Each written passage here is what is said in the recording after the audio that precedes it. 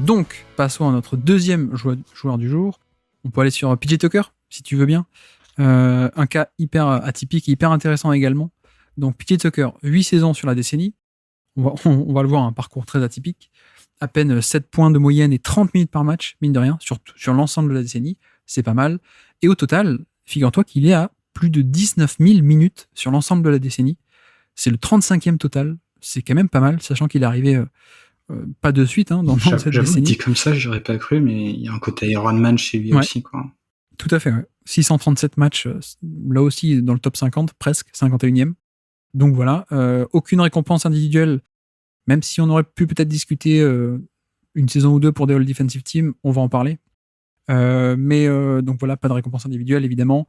Au niveau de NBDraft.net, du coup, les comparaisons à l'époque de sa draft, NBDraft.net pensait à Mario Elie pour PJ Tucker. Finalement, il s'est développé différemment, on va dire. Draft Express aussi, à l'époque, faisait des mauvais et des pires scénarios possibles. Le meilleur, c'était Bonzi Wells. Et le pire, c'était André Emmett. Est-ce que ces noms te disent quelque chose? Alors, Bonzi Wells, oui, mais une version... Alors, moi, j'ai en tête un Bonzi Wells très offensif et pas très défensif. Ouais. Et attends, redis l'autre nom. André Emmett. Ça ne dit rien du tout. Sachant que c'était un pire scénario possible en 2006, donc c'est normal qu'on ne se souvienne pas de ce jour-là, du coup. Et alors, est-ce que... je vais te demander de ne pas aller sur sa page Basketball Référence. Est-ce que tu connais son nom complet, son vrai nom? Non, mais je sais que ça n'a rien à voir avec PJ. Exactement. Il s'appelle Anthony Léon. Donc pas du tout PJ. PJ, en fait, c'est pour Pops Junior. Son père qui l'appelait comme ça. Donc en gros, le surnom PJ, c'est Papa Junior, quoi, presque. Bon, voilà, c'est un peu particulier. Tu vois, c'est presque bête qu'on dise PJ parce que Pops Junior Tucker, ça pète pas mal au final, quoi.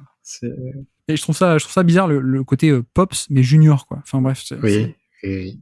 Assez atypique, on va dire. Quand même, ils ont gardé un surnom, Tuck Wagon, comme le Truck Wagon, du coup.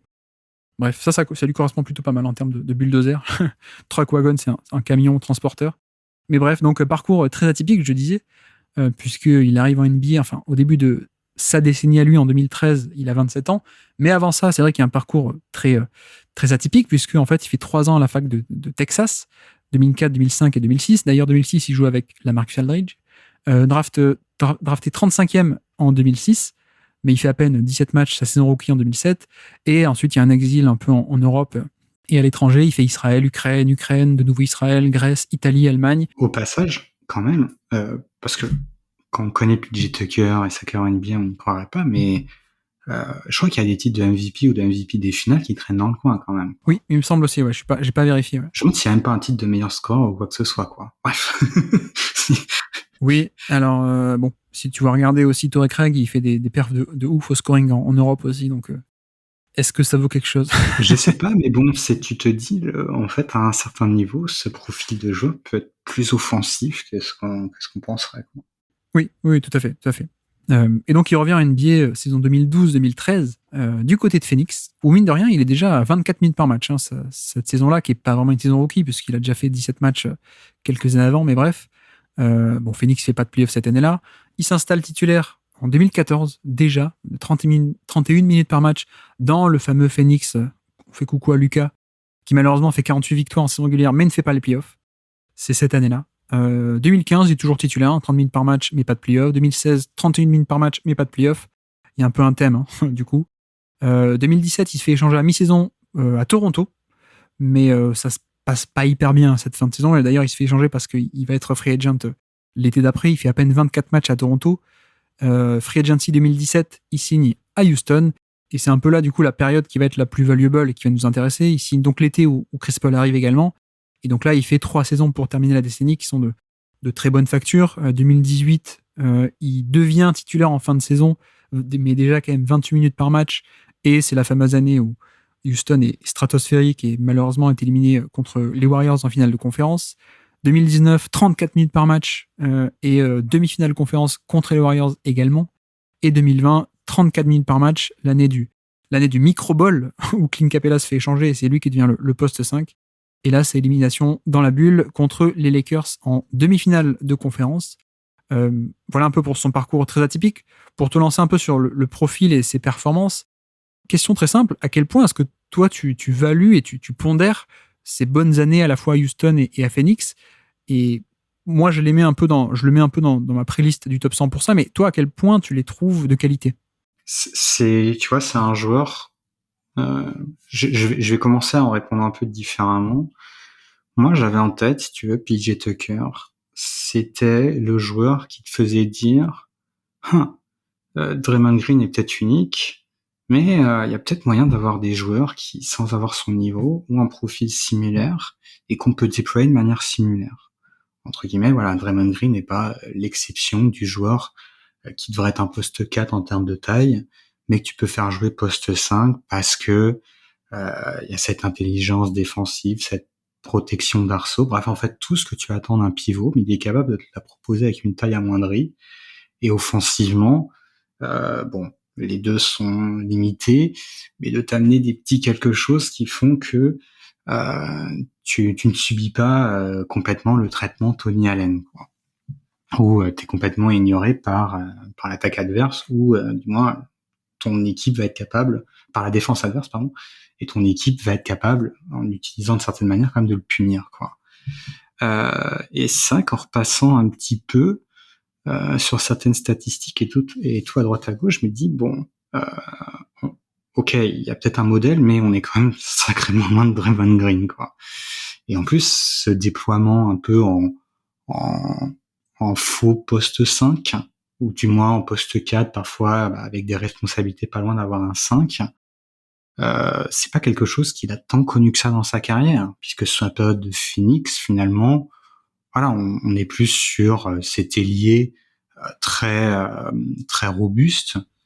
C'est plutôt un wing stopper, en fait, à l'époque. Ouais, sachant que même déjà à l'époque, le mot stopper était un peu galvaudé, mais c'est quelqu'un qui, en effet, face à certains ailiers un peu costauds, qui était capable complètement d'encaisser le choc sans problème, d'avoir derrière ça malgré tout une certaine polyvalence défensive qu'il ne faudrait pas exagérer, mais sans doute plus finalement sans le ballon que après, en termes de physique, ça va jusqu'à un terme de rapidité, certes capable par séquence de tenir des postes 5, comme des postes 3 très costauds, mais face à des joueurs plus rapides, c'est quand même un peu plus compliqué. Et offensivement, de juste avoir finalement ce tir à 3 points dans le corner, qui va le suivre comme tout au long de sa carrière, qui lui permettra de rester un minimum menaçant, mais on est quand même, que ça soit en termes de volume ou d'utilisation, sur le joueur qui a intérêt quand même d'avoir une sacrée production défensive pour justifier sa présence sur le terrain. Ouais. Mais pour répondre à ta question, voilà, j'étais parti avec une estime assez haute de PJ Tucker, et ça, tu te dis, cette utilisation spécifique qui, pour moi, l'a rendu si impactant, déjà, est-ce qu'elle était finalement si impactante? Première question. Et deuxième, ça c'est moins une question, on sait que c'était sur quelques années de sa carrière spécifiquement, et du coup, vis-à-vis du jeu auquel on se prête, c'est d'autant de mauvais points pour lui, quoi. J'avoue que j'ai eu un peu le même raisonnement en l'étudiant d'un peu plus près. Je pensais qu'il serait plus que ça, effectivement. Mais en fait, toute la question, c'est donc à quel point est-ce qu'on pondère ces bonnes années et la valeur de son rôle, effectivement, parce que comme tu dis, il y a tout à Phoenix. Enfin, moi, je me souviens de, voilà, c'était le défenseur attitré sur Kevin Durant, tout ce genre de profil, quoi, finalement. C'était plutôt, voilà, le wing stopper, on va dire, l'ailier défenseur. Et comme tu dis, on commençait un peu à sortir de ce moule-là, mais on y était quand même encore à cette époque-là, mi-2010. Mais voilà, donc c'est quelqu'un qui, à Phoenix, c'était vraiment l'ailier défensif, le 3&D. Encore que le 3 n'était pas encore totalement là du côté de Phoenix, mais voilà, c'était plutôt le défenseur extérieur, on va dire, sur les postes 3, et qui finalement s'est aussi transformé un peu, alors je sais pas à quel point j'exagère, mais un peu en clé de voûte du pauvre, on va dire, on va le formuler comme ça, des Rockets et des systèmes en switch all, quoi, de ce que pouvait faire Houston à l'époque. Donc d'abord le switch all, et en plus même ensuite le micro ball, le très small ball de Houston, donc en 2020 carrément. Effectivement, c'était pas Draymond Green, mais quand même, quoi, ça marchait aussi parce que tu avais PJ Tucker qui était capable d'être pas catastrophique et de tenir plutôt bien face à des gros. Il pouvait aussi faire, au-delà du match-up face à lui, quoi. Au-delà du match-up individuel, il remplissait des fonctions de rebondeur, de box-out, de protection du panier aussi, même si pas fantastique, mais voilà, il faisait un peu tout le travail de défense collective d'un intérieur. Mais c'est vrai que la question, c'est finalement, quand tu additionnes tout ça, donc des années surtout en ailier wingstopper, on va dire, et ensuite des années un peu wingstopper qui peut switcher sur tous les postes et pas être élite, mais être très bon et être un peu entre guillemets, clé de voûte du pauvre, un peu de, voilà, cet intérieur des schémas en switch de Houston. Quelle valeur ça a, finalement? Quelle valeur ça a, notamment quand tu la compares à des rim protecteurs un peu traditionnels? Je sais que dans les stats avancées, pas trop, hein, apparemment, l'impact n'était pas si transcendant que ça. Je me demande à quel point aussi ces stats-là ne prennent pas en compte, finalement, la valeur structurelle qui peut apporter, la flexibilité et certains schémas, et que tu retrouves pas forcément l'impact autant là-dessus qu'avec des profils un peu classiques qui vont accumuler des interceptions ou des contres. Voilà, je pense que la vérité, elle est peut-être un peu entre les deux, ou par rapport aux stats avancées qui disent, bah non, c'était juste un mec un peu banal. Je pense quand même qu'il y avait cette valeur structurelle qui permettait aussi de faire fonctionner l'équipe, et notamment Houston avec ses switches. Oui, mais je suis totalement d'accord. Il y a aussi autour des switches la communication, cet aspect leader défensif. Et c'est comme ça qu'il a fait son trou aussi un peu en NBA, quoi.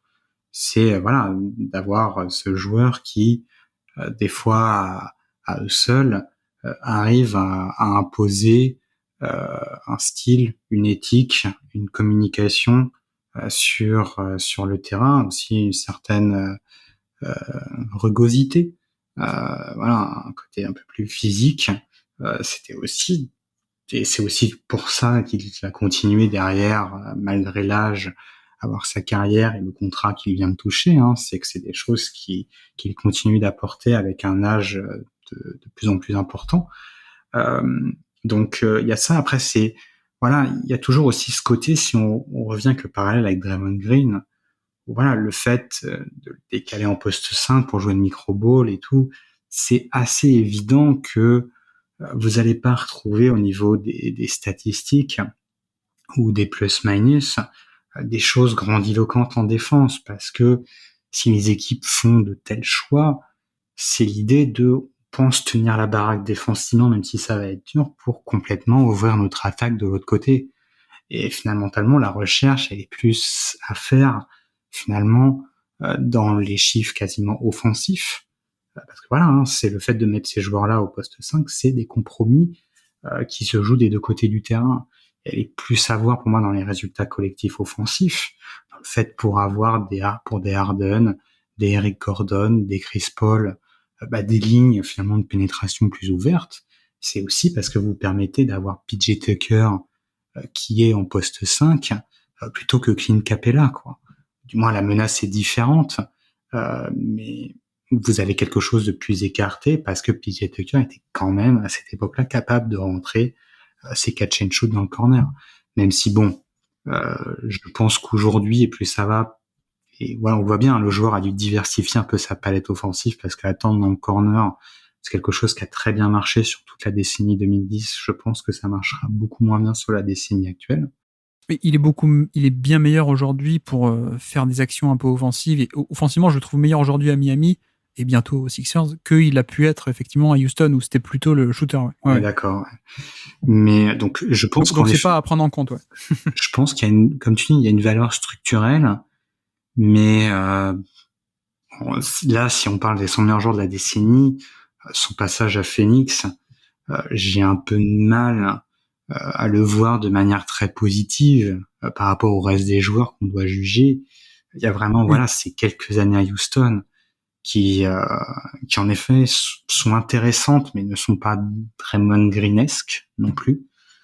Donc, disons que, en fait, effectivement, comparé aux autres, il était plus proche que les autres de Draymond Green.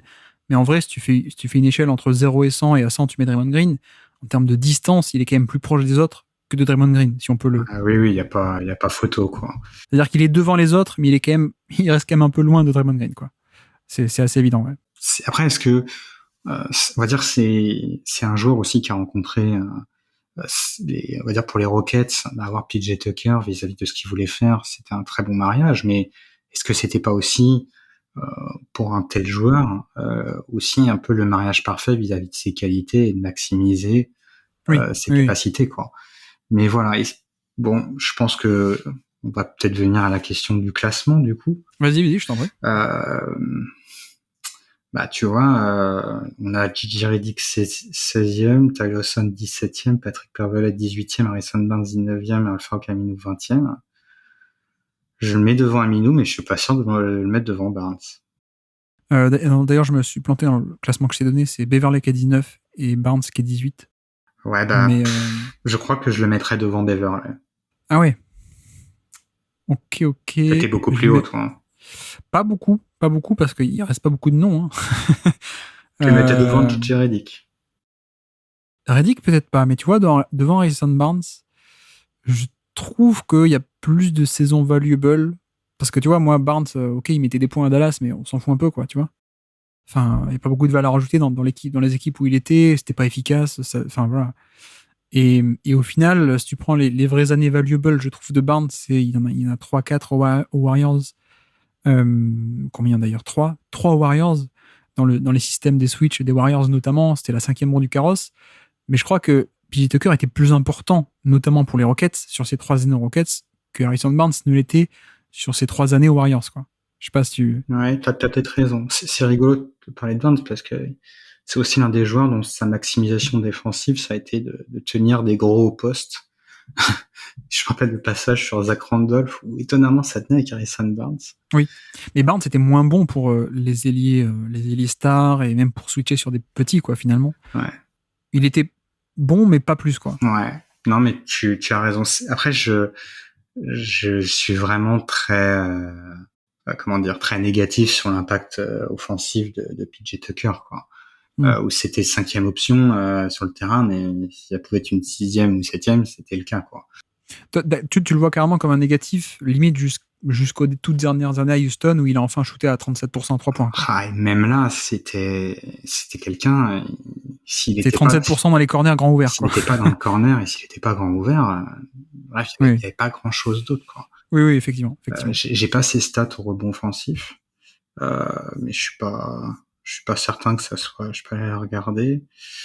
Après, tu vois, argument dans son sens aussi, 1600 minutes de playoff, 63e total de la décennie, 50 matchs de playoff, c'est pas mal, 33 minutes par match en playoff, c'est pas mal aussi, et en termes de minutes, j'ai dit plus de 1600, c'est devant des Joakim Noah, c'est devant des Steven Adams, Chris Middleton, Bradley Beal, Dirk Nowitzki, Kevin Garnett, etc. Non, mais t'as peut-être raison. Je le mettrais devant Barnes, mais disons que je sais que c'est pas le but de l'exercice, hein, et si on imaginait aller toutes les équipes différentes en play-off, hein, et se demander si pour chacune de ces équipes de play-off sur la décennie on voulait avoir Barnes ou Tucker, tu vois, je serais pas étonné qu'on soit sur du 60-40 à faveur de Tucker par rapport à Barnes, quoi.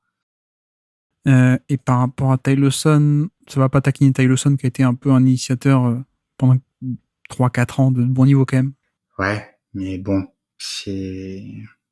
Après, je te dis, presque 20 000 minutes pour PJ Tucker sur toute la décennie. Il y a bien plus de longévité qu'il y a du côté de... c'est ça, ouais. De Ty Lawson, mais bon, comme on dit, la longévité de Tucker, c'est aussi des années quand même de role player un peu... je dirais pas lambda, mais pas loin, quoi. Écoute, on va le mettre là. On va le mettre entre Ty Lawson et Harrison Barnes. Mais effectivement, je pensais le mettre plus haut de base et finalement, on va le mettre là, ouais. Entre Ty Lawson et Harrison Barnes. Et donc voilà, si ça te va, et on peut faire un quiz pour terminer. Vas-y. Un petit quiz. Cette fois, c'est un qui est dans l'effectif. Donc, tu vas devoir me citer des joueurs dans l'effectif. Je me suis dit, je vais être gentil avec toi, je vais pas prendre un effectif trop vieux. On est sur l'année du Micro Bowl 2020 des Rockets. Est-ce que tu es capable? Il y en a plein des joueurs très marrants à me citer. Donc, dans le Houston Rockets 2020, qui part sur du Micro Bowl. James Harden. Ouais. Eric Gordon. Ouais. Le Micro Bowl, c'est l'année de Chris Paul ou l'année de Westbrook? À toi de me dire. C'est Westbrook, effectivement. C'est Westbrook. Ouais. Et Capella est transféré en cours de saison, non? Capella est transféré, ouais. Contre qui il est transféré? Contre Covington. Covington, effectivement. Ensuite, on a un ailier qui était déjà là depuis 1 ou 2 ans. qui aujourd'hui est passé par Utah, je crois. Enfin, c'était vraiment sa maison à Houston. Ah, Daniel House. Daniel House, effectivement. On avait le fils d'un coach assez connu. Austin Rivers. Exactement. Oula, il y en a plein des noms un peu underground que tu as dû oublier qui sont allés chercher pour vraiment vous faire le nombre. Hein. On a quelqu'un qui a fait approximativement 14 000 franchises et à chaque fois il a déçu, quasiment. Sauf à la fin à Brooklyn, il y a 2 ans. Ah, Jeff Green. Jeff Green, effectivement. On avait un très haut choix de la draft 2013 aussi. Un arrière-shooter très athlétique, mais qui s'est jamais vraiment très développé. Ben McLemore. Ben McLemore, effectivement. On avait l'ancien, alors pas backup du coup, l'ancien titulaire devant James Harden à l'époque d'OKC. Sefolosha. Sefolosha était là, effectivement. Est-ce qu'on n'avait pas déjà Isaiah Hartenstein? Effectivement, Hartenstein était là. Ouais. Il jouait pas beaucoup. Hein. Non, d'ailleurs, on avait aussi il jouait beaucoup dans l'équipe de G-League des Vipers. Oui, c'est ça. On avait un poste 4 shooter qui vraiment, là, il jouait presque plus du tout à Houston. Attends, c'est pas Ryan Anderson quand même. C'était Ryan Anderson. Il était encore là, quoi. Et si. On a d'ailleurs quelqu'un qui est dans le classement. Qui est dans le classement juste au-dessus de PJ Tucker. Dans notre top 20 et quelques pour l'instant. Un intérieur. Tyson Chandler était là, ouais. Bon, je t'épargne les derniers. On avait du Desmarais Carroll, d'ailleurs, qui vient de prendre un poste d'assistant de Budenholzer. Je sais pas si t'étais au courant. Non, je savais pas. Il vient d'arrêter sa carrière. On avait aussi Bruno Caboclo, pour être en intérieur un ailier switchall. On avait Kemba Amouté aussi. D'accord. J'ai l'impression qu'il est là dans tous mes quiz. Et puis, il nous reste qui? Il nous reste Chris Clemons, qui malheureusement s'est blessé ensuite. Que moi, j'aime beaucoup. Petit meneur de poche explosif. Je connais pas. Mais bref, voilà pour ça va. T'es quand même pas mal pour un effectif qui est relativement récent. C'est pas catastrophique comme Nico. Donc, c'est déjà ça. C'est tout ce que je prends. Mon objectif, c'est de faire juste mieux que Nico.